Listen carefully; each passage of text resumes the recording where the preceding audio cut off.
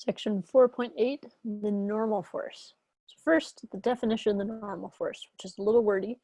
The normal force is one component of the force the surface exerts on an object with which it is in contact, namely, the component that is perpendicular to the surface.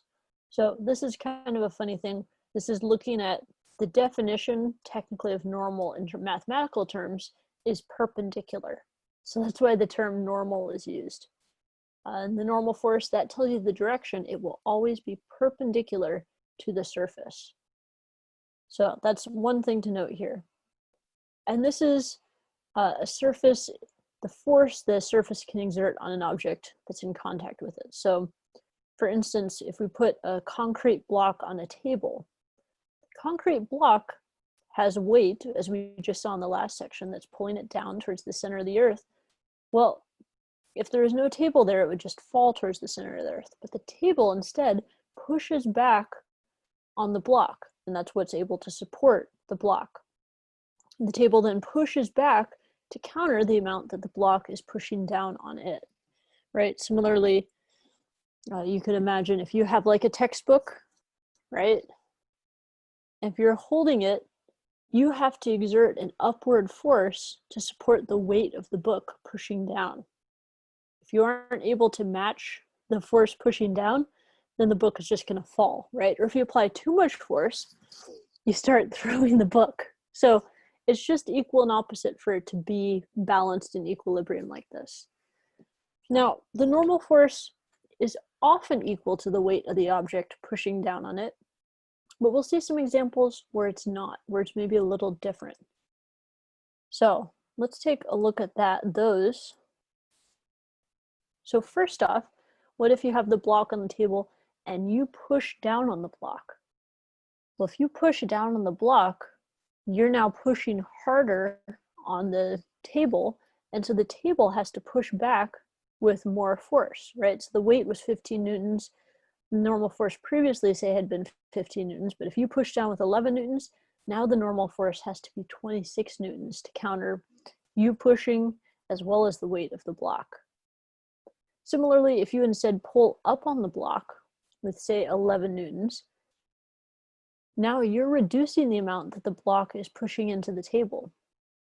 So the block isn't pushing with the net force of 15 newtons, it's instead 15 minus 11, and so the normal force of what the table has to supply is less, it's only 4 newtons. And you can do this one too, again with a textbook, right?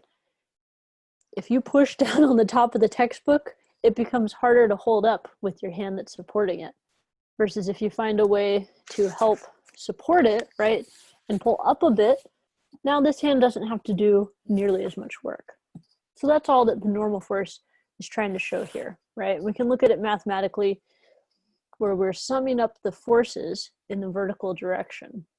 So this is the net force in the vertical direction. It's the normal force minus the 11 Newton push and minus the weight of it, 15 newtons. Note, this is something that I'll continue to mention, but this is the normal force. So that is not the same as the net force, which we draw with the summation notation. So you'll want to keep those separate because it can be really confusing. So F sub n is the normal force. Similarly, we could sum up all the forces in the y direction. So this would be the sum of the forces. And when you sum up the forces, it often includes the normal force, which is in the positive direction, plus the 11 newtons is now in the positive direction, minus the weight that is still down in the negative direction. And so that's how we get that the normal force is 4 newtons. Again, just working to write it a little more mathematically. Right. Now, normal force is something that's closely tied to another idea known as the apparent weight. The apparent weight of an object is the reading that appears on a scale. Like if you step on a scale, you think it tells you your weight, but it turns out it only tells you your apparent weight, or the amount of normal force that the man exerts on the scale. So it's kind of funny. This works in our typical everyday sense because typically when you step on a scale, you are not accelerating in the vertical direction. But if you take that scale on an elevator, you might find your scale doesn't work as consistently as you thought. So if you're on the elevator and it's stationary, your weight, say, is 700 newtons, you'll find that the scale says 700 newtons. But what happens if the elevator doors close and you hit floor 22? So the elevator starts taking off upward. You still feel the same weight? What do you feel? As it takes off, you kind of feel heavier, right? You feel pushed down. And it turns out this isn't just a feeling. This is something that you can measure if you have a scale and a tall enough elevator to have the acceleration noted. But in this instance, even though the man's weight is still 700 newtons, the scale starts showing 1,000 newtons as the elevator accelerates upward. Now, once the elevator gets going, if it stays at a constant velocity, the acceleration disappears, and you once again feel pretty normal, about the same as when you're stationary. So the weights balance out when there's no acceleration, if you're moving at a constant velocity. But when you start approaching that 22nd floor, the elevator slows down, and what do you feel there? Then you start to feel lighter, right? And it turns out it's actually a real effect. So there's an acceleration in the downward direction, your apparent weight, or the normal force, is reduced to only 400 newtons compared to your weight of 700 newtons. So it's not that your actual weight has changed, just that your measurement of it appears to be different. Now, what if this is actually a horror movie and the elevator cable breaks? Well, in that case, if it breaks, then you are now in free fall. The whole elevator is accelerating downward with the same acceleration as gravity.